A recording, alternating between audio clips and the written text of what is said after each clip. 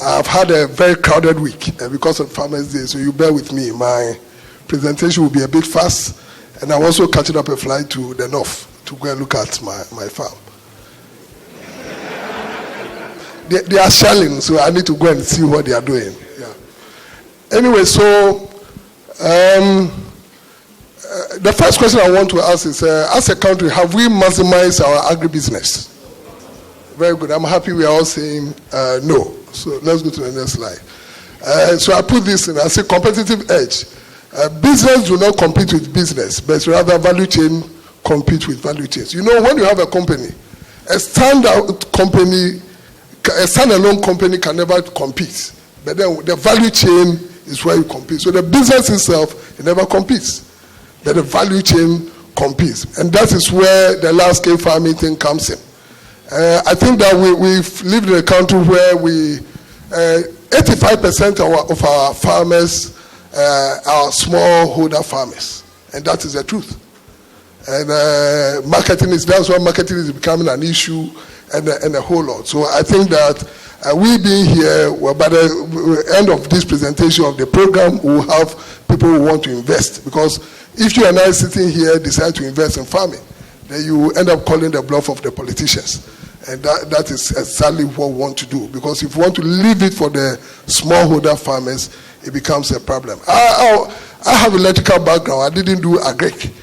But then, because I wanted to go into agribusiness, I had to study and make sure that I maximize my profit. Please, next slide. Yeah, so let's go. So I put these things together.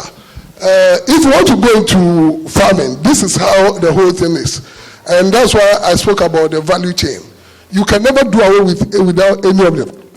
These value chains. You have the inputs, you have the equipment suppliers, then you have the associations. For instance, the Peasant Farmers Association, for instance, they produce and sell directly to Guinness and the likes. So you have the associations, you have the commercial farmers, you have the outgrowers and the smallholder farmers who then produce to feed either market, either the processors or any other the consumer. But then the reason why I put this, you see, the commercial farmer, not all of us can go into farming.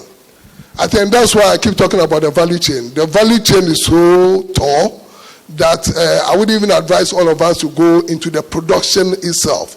So you could decide on which of the value chain you want to belong to. And that is where you come in. For instance, you could decide to be an aggregator and get to the outgrowers. Maybe you go through the associations, get to the outgrowers. All you need to do is, first and foremost, look for your market and produce to feed the market. And look for your market because, for instance, we are doing planting for food and jobs. Not all the, the maize that we are producing are good for the breweries. If you are targeting the breweries, then what you need to do, because what you are sowing is the seed, but what you harvest is grain. So let's move on. So let's talk about challenges along the value chain. Please move on. Normally, when people want to go into farming, they don't take these things into consideration. First and foremost, do you have the right seedlings or seeds? I'll talk about mango as a test case, so that's why I'm using seedling. But then we still live in a country where people recycle our very, very old seeds. And in that case, I don't think that you really want to have any value for money, because currently we know people are doing 3 metric tons per hectare. Some are even doing 5 metric tons per hectare. The lake and the Panam, you still get 5 metric tons per hectare. And so it means that you need training. Whatever you want to invest in, you need to understand what you are doing. So I tell people always that First and foremost, because you want to go into that, you yourself need to understand it. So various trainings, you need to make sure that you get the knowledge before you are able to start something. And again, for your workers or whoever is going to do anything with you, you need good training for that person. Quality equipment. We live in a country where, for instance, if you go to the banks, we ask them to buy equipment for you. Somebody brings equipment from maybe Asesawa, and you buy it. Within 2 days, you are having issues. What is going to happen is you die because you are not able to pay your bill, service your loan, and the banks will come after you. So by the virtue that they are coming for one of your buildings, you better collapse before they do that. So that is why it's very important. You look at the source of the equipment. Whatever equipment you buy, even if the equipment is expensive, you make sure that you are having value for money. Then timely supply of inputs. Whether rain-fed or irrigation, I have this saying that water beneath is better than water from above. Because water from above, you can't control it. Climate change and the likes. It rains when it's not supposed to rain. When you even need the rain, you even get. But if you have the irrigation, you can regulate it. So whether water from above or beneath, timely supply of input. For the commercial farmers, one good thing that will help you is for you to make sure you procure all your equipment a month before you even start your season. In that case, and I was telling the other group, for instance, government is subsidizing fertilizer 50% at 75 cedis, and this is blanket fertilizer. I go to Yara and Chemical, I go and negotiate fertilizer for 90 cedis, and this is blended fertilizer. But because I'm buying volumes, and because I will even pay them all, I'll pay them some, and I say, when I harvest, I'll pay you. But because they know that I'm off taking to produce about 3,000 acres, they give it to me. So these are some of the things you need to be able. So timely supply of inputs is very important, because when there's a need for you to apply any chemical and you don't do all, there's a need for you to sow, and you decide to wait, you won't get that day or hour back. So you need to make sure, pest and disease control, you need to first and foremost start scouting. It depends on whatever you are going to plant. So once you understand the dynamics of the plant or whatever you want to do, you know that what is associated with it. So you know that if he's talking about maize, and as you know, fall armyworm will come, and it's from a second week. So quickly you have to start scouting before they mess the whole farm up. And again, because you went for bank loan, you die, because if armyworm invade your farm. So that is the control point is very important. And the word here is scouting. You need to scout. You need to constantly scout to be able to get there. Then I talk about certification. For those of you who want to sell premium, you need to make sure that you get your farm certified. And thank God, for instance, I have the biggest mango plantation in the country anyway. So, and I was among the first 8 people in the world to be global. At that time it was Eurogap, but now it's Global Gap certified. So you know, somebody was telling me last week that they want mangoes. I say I've already sold my mangoes. Even though the mangoes are on the tree, I've already sold it. So you won't get mangoes. And it's true, I've sold my mangoes. Even though they're on the tree, so I've sold my mangoes, because the marketing aspect, I look for the market before I do my flower induction. Because me, I tell people, I don't hide it, I like money. And I don't want the banks to come after me, even though I don't go to them. Exactly. So if you're able to do all these things, then the market expansion is there. The supply dynamics, like I said, I was telling you about the market too, where it depends on where the market is, and that is when I spoke about Plants for Food and Jobs, where I said most of the seeds, maybe the seed, the breweries don't want such grains. So it means that you need to know those market dynamics. At what moisture are they going to take it, so that when you are harvesting, you know when to send it. The quality assurance is very important, and that gets back to certification. So once you do that, there's scalability. If you're able to do all these things, you're able to scale it up, and then you can call the bluff of whoever is buying. Because, for instance, I supply to Guinness, and they did some survey. Every year they've been doing surveys. The last year survey that they did, when we met this year at Marriott's for the presentation, they said there was only one company that was kicking against, and I raised my hands. I said, I don't want you to mention you mention my name. I will mention my name myself, because the whole thing was, when they said they were going to give me 1 cedi 50 pesos, and I said that if you import sorghum, the landing cost I know, so give me 80% of the landing cost. Do you understand me? Which is good. And they said no. I said no. I can't also. If I will even produce before you even get. So give me, so back to back, they gave me 70% of the landing cost. And I told them next year, let's go to 90%. So that is because I'm able to produce, it's volumes. So once you move with volumes, you're able to bargain. So that is, and this is where the commercial farming and associations comes in. And again, as a value addition. You see, again, let me go back to the value chain. Let me again mention that not all of us here can be producers. I have served on the University Council between Faculty of Agric between 2010 and 2016. In fact, the current finance minister was my board chairman. And then after 6 years, I decided to leave because I was supposed to serve 2 years. But you know the university and your bureaucracy. So I said, look, this thing is not working for me. So I had to leave. And most of our university graduates were exiting into the mainstream, into the banks, but not to mainstream agriculture, which is very serious, because if the aged farming bracket is those who are between 50 to 70 years are about 90%, and those below are just 10%. Where are we moving to? We need these people, the graduates, to go into farming. But in that case, not to till the soil alone. There's certification bit, there's logistics, there's value addition. You can be an aggregator and a whole lot. So out of this, you can decide to invest in one. You can decide to invest in one. Nobody's pushing you that go and put your money, go down there and put your money into the soil. No.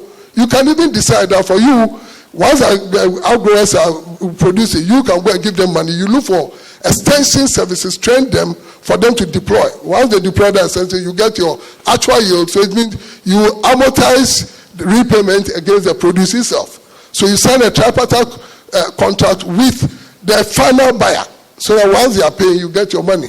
And we've done it before under butternut squash. Those of us who knew about butternut squash, in it worked. So that is one other thing. So I said the inputs again, suppliers, the association, commercial, and the process. Next slide, please. Investment challenges. Please go on. You see, currently, the issue we have as a country is this one. Almost all the banks want to give money to the input dealers, but not the cultivation ecosystem.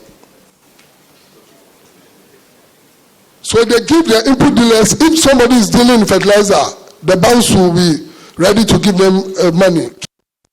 What about the actual producer? So I call the middle one the heartbeat of the whole agric system, because you have the associations who are putting members together to make sure they produce per the government policy, planting for food and jobs, rearing for food and jobs, planting for export and rural development and the likes. You have the farmers, somebody who is investing like myself. I have farm. I'm a typical farmer. I'm not an absentee farmer anyway. So I'm investing millions and millions into the soil and a whole lot. So if I want money, I should get money. Then again, the outgrowers, the smaller holder farmers. So if the banks are not doing anything, this is where the investors can come in.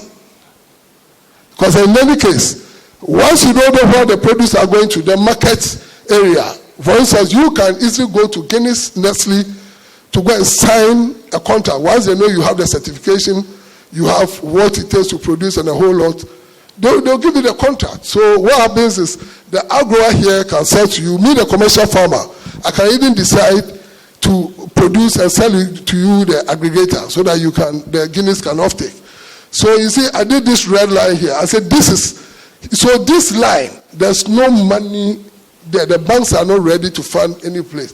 In any case, there's this toxic record of repayment of farmers anytime they lend money to them. But it's not their fault. I know that one.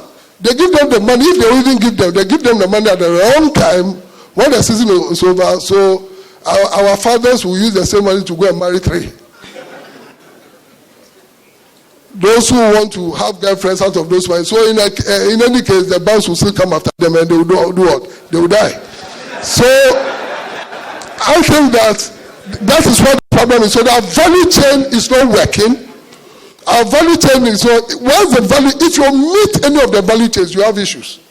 If you meet any of the value chains, you have strong issues, because if all these value chains are working, then the banks could be sure that they will get their money back, because the technical extension service is there, the good seeds are there, those who are cultivating are there, the planters are there, the harvesters are there, everything, certification is there. So the thing moves and it goes straight to whoever will buy it.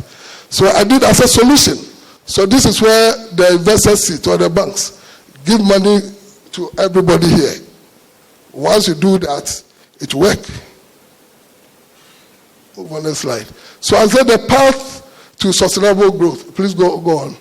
So you see what all the things I said. If you do the market-oriented cultivation approach, where you look for your market, the value chain works, you first and foremost de-risk the sector. Because the thing is, whatever risks that will be associated, you know that the risks will be minimal. Currently, we have the sale program that is taking about 70% of the risks of you. So I think that this is where the banks are supposed to take advantage, and also for us to get a single-digit interest rate. Yesterday, I made a presentation at the Farmers' Day celebration, and I re-echo it to the presidency. That look, what we need is for government to create a special purpose vehicle with these banks, so that they learn to agribusiness at a single-digit rate. Do you understand? Because if we say we are going to go over and over, and we can't also say that we'll go and establish another bank, if the bank that has been established is gone. So why don't you maintain the ones that we have and make sure that we retool them, but make sure that they are aligned. If there's a special purpose vehicle, because first and foremost, they will do the credit rating and other things among the banks.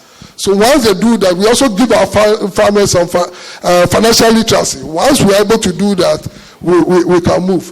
As a capacity building, we need to build capacity of our agribusiness entrepreneurs. It's very important, because what you saw yesterday is not the same thing today. Yesterday, I received an email this morning from the EU about mango shipment to the EU. And look at me, I've even started shipping, and then they said, so even from next week, if I have to ship, I need to go by all those things. And I said, well, what is this? But then again, because I want that market, I quickly need to conform. Quick, and that's the more reason why I'm flying to the north to see what they are doing there, so that quickly we can put people there for them to see if we are. So that is it. So capacity building and enhancement along the value chain will work. Then there's a continuous development of infrastructure. You see, you go to the banks, they give you money because you've been to Guinness or Nestle, that you can produce 100 acres maize for them or sorghum. They give you the money.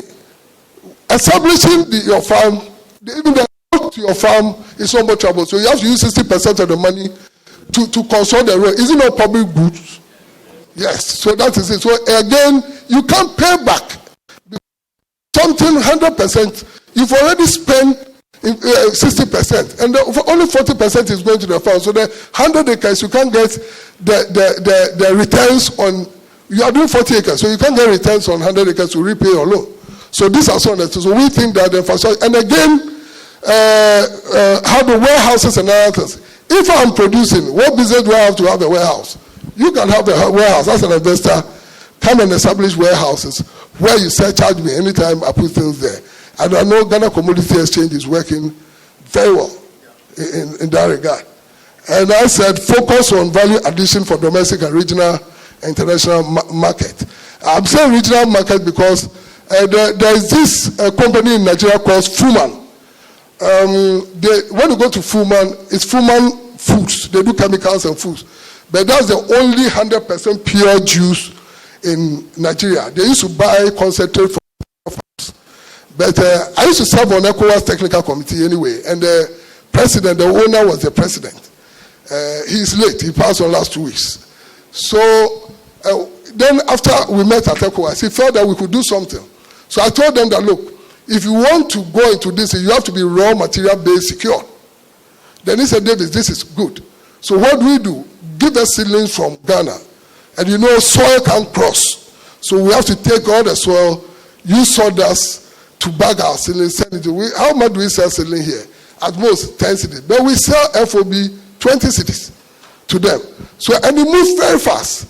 Until recently that I don't know, well, but I also support them 100% for protecting their farmers. Irrespective of ETLS, they call the block from ETLS. So I think we also need to be positive defiant at a point to be able to move distance. So we sell to them. So those markets are one of the biggest markets, the regional markets. Again, I sell to ShopRite. And I keep saying that what ShopRite give me per kilo, if they can take my volumes, I won't even waste my head to go to Europe. Because if I ship to Europe, I fly almost every 3 days to go and inspect my goods. Yes, because the things will arrive and they will tell you, hey, Mr. Korboe, the things are bad, because you are not there. They said they are going to crash it, and that place is not here that you even send something to Zoom and you don't pay. There you pay. So I don't get anything and I'll still go and pay. No.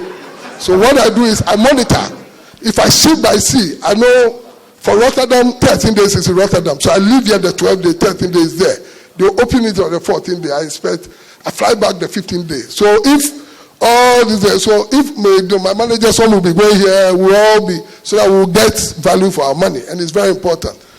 So that is, so I tell ShopRite, and if ShopRite will give you good money, why not? So that is one of the things we need to look at. And so I did a study case in mangoes. This is a complete value chain analysis.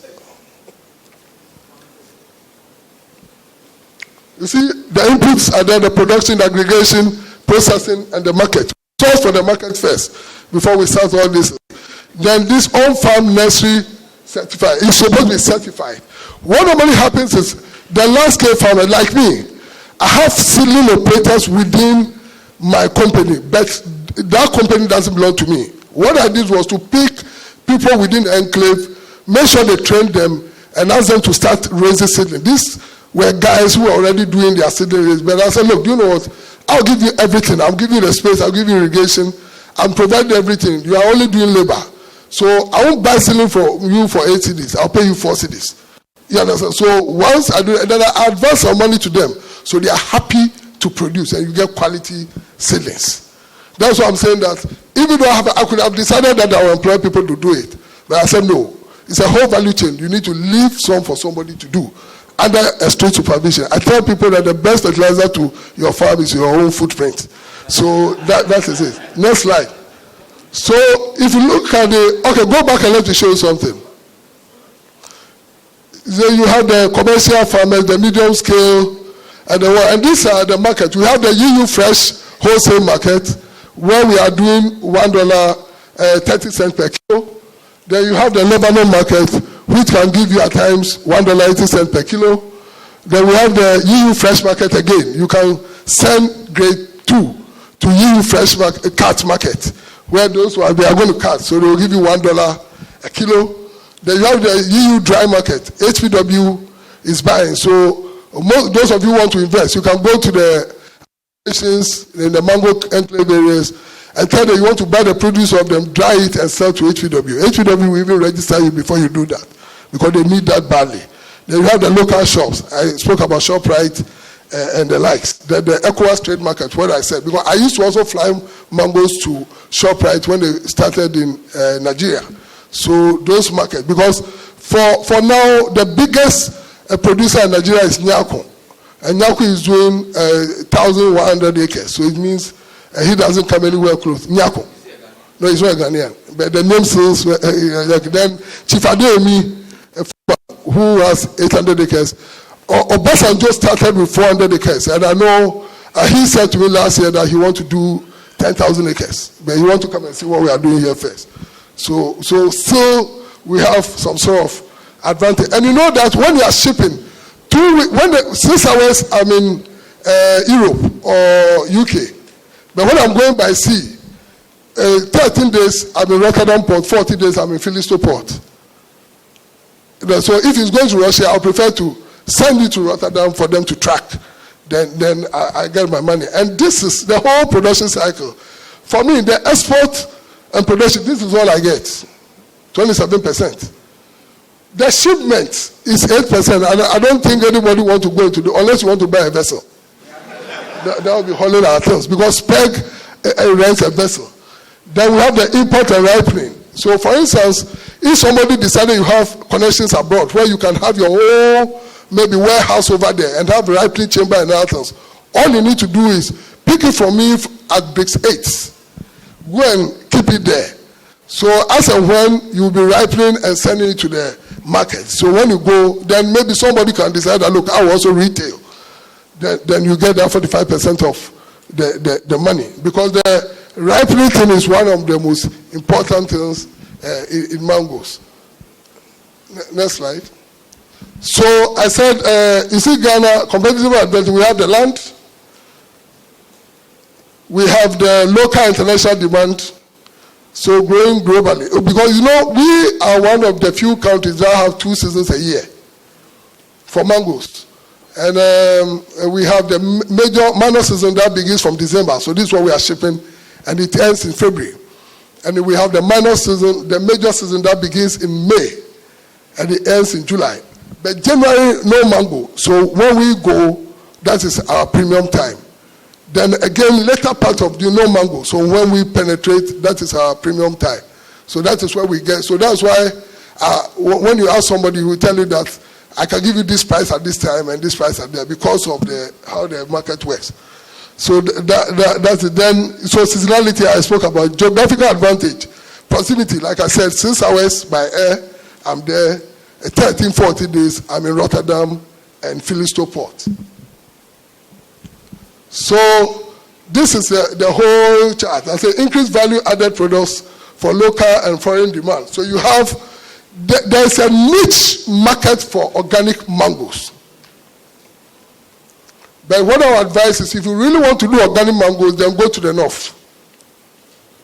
Even though it's expensive to establish in the north. When we are in the south, the company name is Cotton Webbling Portfolio.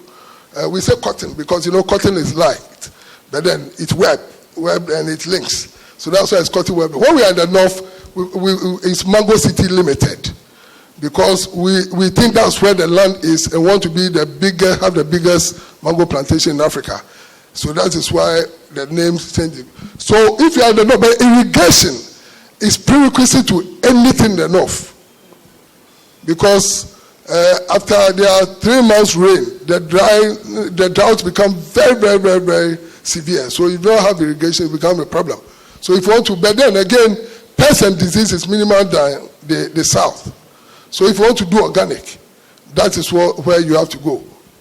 And you also need to sign a proper contract if you are getting land from the north. That is very important. Because they are not going to sell the land to you like the south anyway. Some of the chiefs, all they want is for them to lease the land to you. Maybe you pay the first 5 years, the rest you spread. But local content, they want to create job for their people, which is very important. But then if you don't get it right, it becomes a big problem. Then, so I said the create the niche market for organics, increase capacity via irrigation and other things. I spoke about the north. You know, currently mangoes, when you come to the south, we were doing 60 trees per acre. And the north, you can do more because of the weather. And we have 16 regions in Ghana now. You can plant mangoes in 14 out of the 16 regions. The only place you can plant mango is the very heavy rain belt. That's Western region. The 2 northern west. What are the regions? Like Western and the Northwest. those are the only places you can, because heavy. Mangoes need to go through drought before they can flower. So years back when we were having a lot of rains, we decided to do a lot of research. So we had antidote to it. There's a chemical called paclobutrazole. You use it to stimulate the plant. And mangoes, once they go to flowers, if they go to stress, they cry. So if they are going to cry, you use what they call potassium nitrate. Once you blow the potassium nitrate, the cry that comes becomes a flower. So that is it. And again, you go to your farm. Maybe if you plant mangoes, you know that mangoes stay 4 years. That's why we always advise that you intercrop. You intercrop with the maize until the 3rd year, then you stop, so that you can get a lot of money to be able to do that. So when you plant, and maybe within the next 6 months, you see that some are flowering, you have to prune it. Because teenage pregnancy, you can't hold it.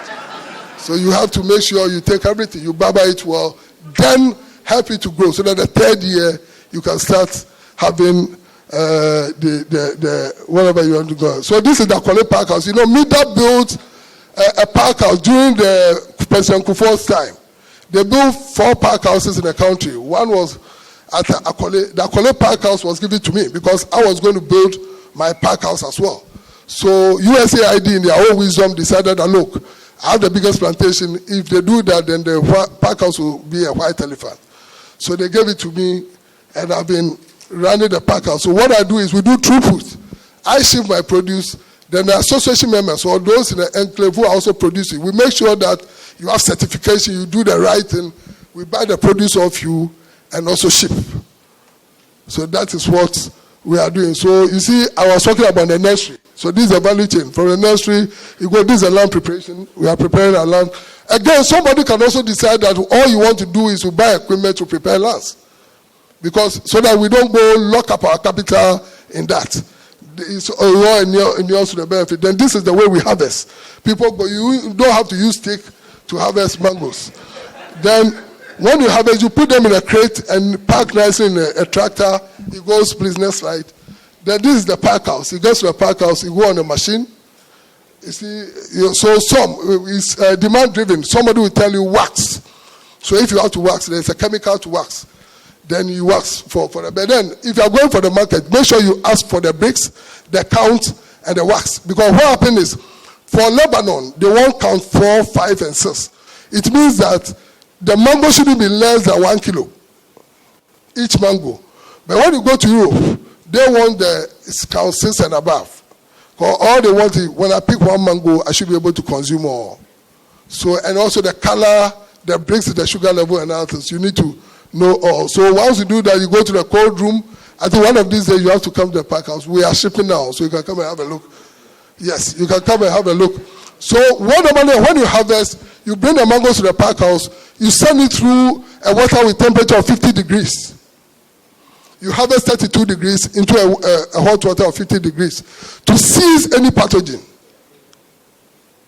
Because America, for instance, they are talking about 100% hot bath treatment. So it means you have to soak it.